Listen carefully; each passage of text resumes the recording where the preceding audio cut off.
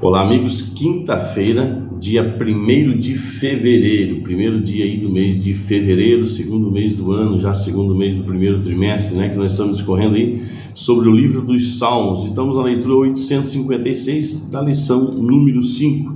E o título de hoje: para que os justos não sejam tentados. Questão número 6, leitura aí de Salmo 37, verso 1 e verso 8, Salmo 49, do verso 5 ao verso 7, Salmo 94, do verso 3 ao verso 7 e Salmo 125, verso 3.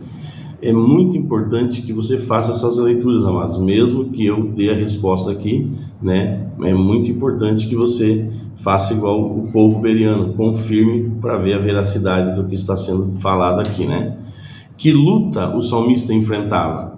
Bom, indignação ao ver o ímpio prosperar. Esses salmos lamentam a prosperidade dos ímpios e o desafio que isso representa para os justos, porque é um desafio.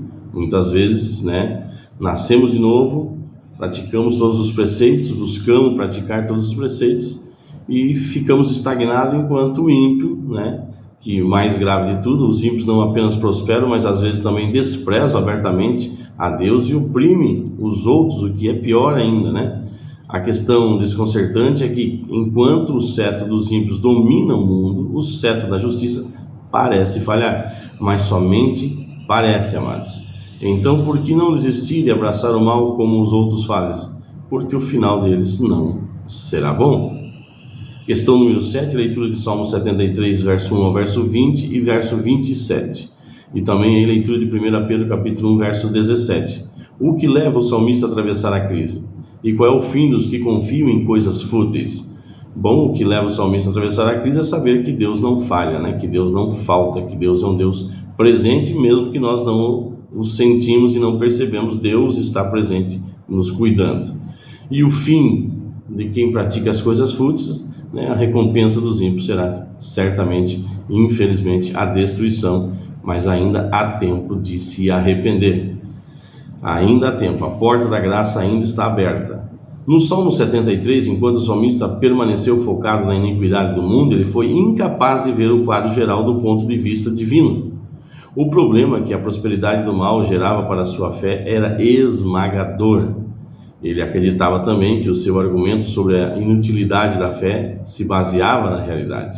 No entanto, o Salmo 73 mostra que zombam dessas coisas aqueles que ignoram o primeiro verso desse salmo, que resume todo o salmo.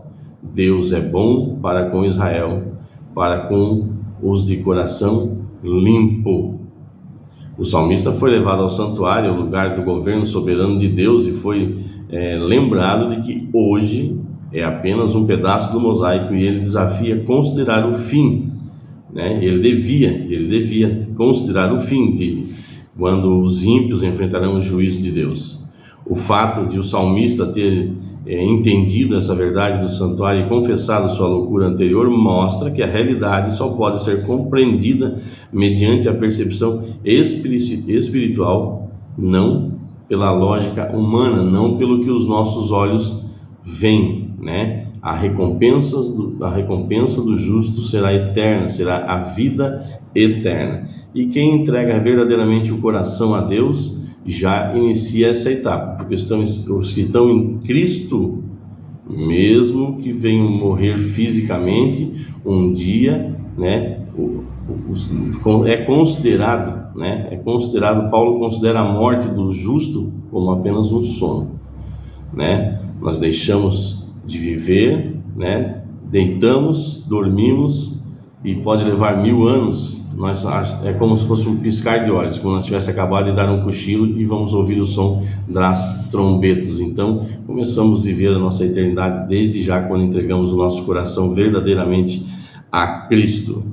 Questão aí de rodapé: como a promessa do juízo divino sobre o mundo e sobre o seu mal nos conforta ao vermos tanto mal impune? Como ter conforto diante da situação, inclusive, que a nossa nação vive? Bom, crendo na palavra de Deus, que ela é fiel e verdadeira e não falha, e a seu tempo todos receberão a recompensa, tanto os justos quanto os injustos. Amém, amados? Louvado seja Deus. Vamos orar? Senhor nosso Deus e Pai, obrigado pela Tua palavra, obrigado pela Tua graça, pela Tua misericórdia. Que nós realmente possamos ter esse entendimento completo, Senhor, e não nos focarmos em apenas uma situação. Que nós possamos olhar para Ti e não para os nossos problemas. Em nome de Jesus, amém. Abraço, meus amigos, e abraço aos nossos amiguinhos.